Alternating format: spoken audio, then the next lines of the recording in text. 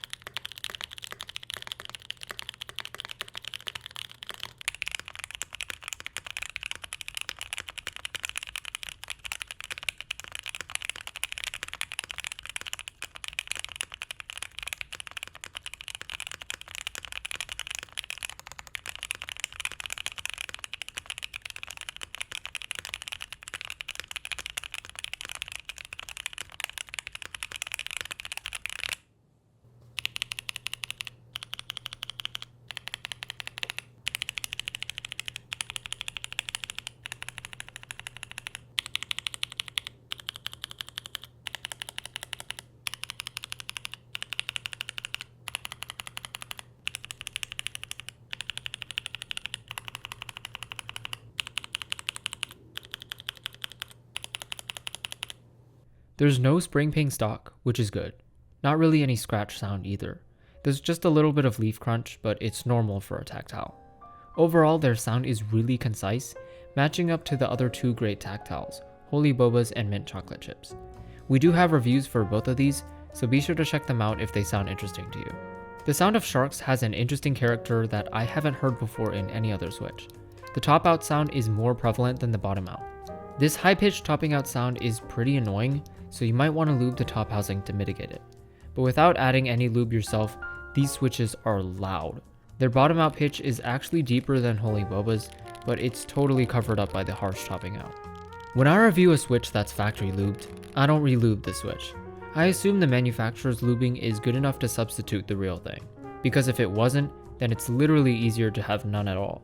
And this switch is good on this front. The factory lube looks pretty consistent on the stem sides. It's less consistent on the stem legs, but this is because lube here is spread between the legs and the leaf. With how visible the lube is, I think it's dampening what could be a stronger bump, and this is evident with the switches that have less factory lube. As a whole, there's no big differences in terms of feel across the batch, apart from a few outlier switches, which is normal. The travel actually feels more substantial than my Holy Bobas, despite being lighter. This is mostly due to the double stage spring, which helps makes it feel more snappy. However, the bottom out itself is far from snappy, actually feeling quite mushy compared to Holy Bobas. Definitely not mushy enough to really notice past the big bump anyway. Even without a scratch sound, the linear portion past the bump still has scratch. Again, not that you would notice much past the bump, but stock mint chocolate chips are smoother, also 7 cents more. Sharks have a strange top housing shape. Instead of the usual hole on the front, Sharks have this upward protrusion. Now, these aren't long poles, so I was hoping this was going to allow for north-facing cherry keycaps. Unfortunately, this is not the case.